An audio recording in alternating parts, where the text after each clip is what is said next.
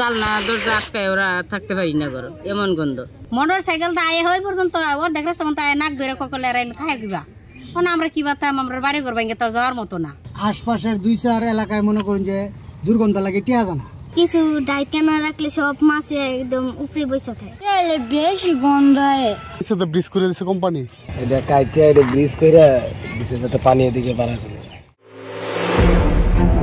ময়মনসিংহের হালুয়াঘাট উপজেলার কালাপাগলা গ্রামে প্রায় 10 বছর আগে গড়ে ওঠে রানা ফার্ম অ্যান্ড হ্যাচারি নামে একটি প্রতিষ্ঠান। 45 একর জায়গা নিয়ে গড়ে ওঠা ফার্মটিতে রয়েছে প্রায় 8 লাখ লেয়ার মুরগি। মুরগিগুলোর বিষ্ঠা থেকে প্রতিদিনই সৃষ্টি হয় কয়েক টন বর্জ্য, সাথে বিভিন্ন কেমিক্যাল মিশে ছড়াচ্ছে তীব্র দুর্গন্ধ। এতে চরম ভোগান্তিতে আছে চারপাশের কয়েক গ্রামের মানুষ। আমগরি এলাকায় তো দুর্গন্ধ আর মাছি জীবাণু ছড়ায়, রোগ ব্যাধির কোনো শেষ নাই। এরপর আমগরি এদিকে কেউ আত্মীয়তা পর্যন্ত করতে চায় না। এই মাছিলে রান্না ভাই না, গন্ধের ছুটে থা ভাই না বাইরে করে। এই যে গরু বাছুর, এই যে গাঙ্গের ভাড়া নিবার ভাই না, গাছ গুছ খাওয়াই ভাই না, বাই করা ভাই না মাছির কারণে। তারা এটা কোনো কিছু দমন করার মতো কিছু করে না। আত্মীয় স্বজন আগে না আগে জায়গা তো করে নিতে থাউন যেত না, গন্ধ থাউন যেত না। গরু দরজা আটকে থাকতে পারি না, এমন একটা বিচ্ছি গন্ধ। অনেক তো মনে করে খাবার ওই বাচ্চাদের খাবার গেলে তো এটা একটা পেটের সমস্যা হয়ে যায়। রাসায়নিক মিশ্রিত এসব বর্জ্য জমিয়ে রাখার জন্য এখানে খনন করে রাখা হয়েছে একাধিক পুকুর। গভীর রাতে ছেড়ে দেয়া হয় এইসব নোংরা পানি। নিজেদের তৈরি ড্রেন লাইন দিয়ে পার্শ্ববর্তী বুড়িবুঘাই নদীতে চলে যায় সব ধরনের ময়লা জল ও আবর্জনা। গ্রামের শিক্ষার্থীদের নেই পড়ালেখার পরিবেশ। দূষিত বাতাসের সাথে যুদ্ধ করে বাঁচতে হয় গ্রামের প্রতিটি মানুষকে। রাত্রে পড়তে গেলে গন্ধ ছাড়লে থাকা যায় না, একদম রুমাল দিয়া মুখ ঢেকে তারপর থাকার লাগে, থাকতে পারি না। মানে অনেক প্রচুর গন্ধ আসে, মানে মুরগির ফার্মের অনেক গন্ধ আসে। আমরা মানে ভালো করে মানে রাইতে যে ঘুমাই ওই সময় মানে দরজা মানে সব জায়গা লাগায় ঘুমাই, তাও মানে গন্ধ আসে অনেক। মাছ লেগে থাউন জানে এমনি আগে নামতাম, আমরা অন্য গোসল করতাম, নাম্বার পাই না। কেউ আইলে গন্ধ করে কয়েন থাকতাম, গন্ধ বিচার আর কয়েকবারই গেল ওই পর্যায়ের ভিতরে, মানে কেউ বিচার করে না, মানে বুঝলাম না, কেউ বিচার করে না, এটা কেউ কিছু করবে না।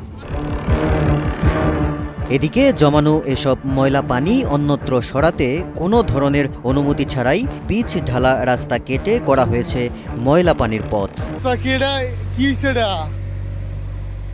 ভাই মানে এটা কি ওই এটা কি আগে ছিল রাস্তা কি এটা কাটতে পরে যে করছে নাকি ডিন বানাইছে? কেটা বানাইছে এটা? রানাফিট কি মানে ড্রেন যাবে লেগে পানি যাওয়ার লেগে বানাইছে না?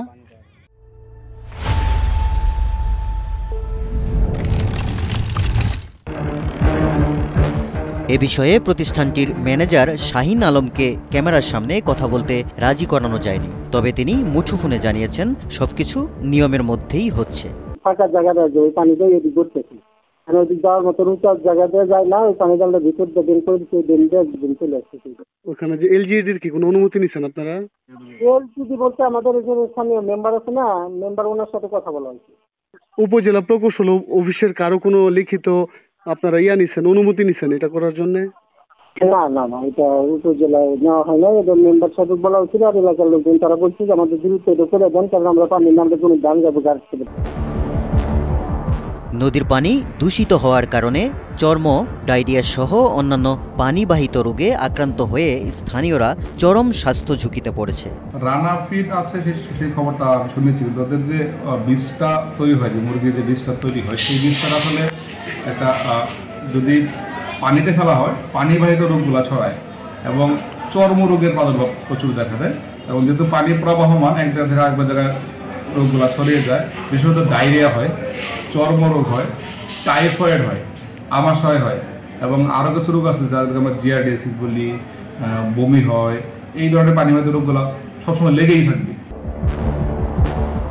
প্রতিষ্ঠানটির অনিয়মের বিষয়ে জানতে চাইলে উপজেলা নির্বাহী কর্মকর্তা জানান, রানাফিডের বর্জ্য ব্যবস্থাপনা নিয়ে দীর্ঘদিন ধরে জনগণের মধ্যে একটি অভিযোগ রয়েছে। তারা তাদের যে ফিড সেন্টার থেকে বর্জ্য উৎপাদন হয় সেটি আমাদের যে নদী, সেই নদীতে সরাসরি ফেলে এবং বিভিন্ন ধরনের পুকুরেও তারা এটা ইভাকুয়েট করে, এ ধরনের অভিযোগ রয়েছে। প্রকৌশলীকে অনুরোধ জানিয়েছি উনি পরিদর্শন করে আমাদেরকে প্রতিবেদন দেন, আমরা সেই মোতাবেক ব্যবস্থা নেব। পরিবেশের মারাত্মক ক্ষতি হওয়ায় খুব দ্রুত প্রতিষ্ঠানটির বিরুদ্ধে যথাযথ আইন প্রয়োগ করে ব্যবস্থা গ্রহণের আশ্বাস দিয়েছেন পরিবেশ কর্মকর্তা। তাদের যে বায়োগ্যাস প্ল্যান্ট আছে তার পাশাপাশি তাদেরকে কম্পোস্ট প্ল্যান্ট করতে হবে। তো এই লক্ষ্যে তাদের ড্রয়িং ডিজাইন জমা দেওয়ার কথা, আমি যতদূর জেনেছি এখনও সেটা জমা দেওয়া হয়নি। তো আমরা আবারও এই প্রতিষ্ঠানটি পুনরায় তদন্ত করে তাদের বিরুদ্ধে যদি আইন ব্যবস্থা অবশ্যই গ্রহণ করব। ময়মনসিংহের হালুয়াঘাট থেকে মাজহারুল ইসলাম মিশুর পাঠানো তথ্যচিত্রে খন্দকার সাইম, কালের কণ্ঠ।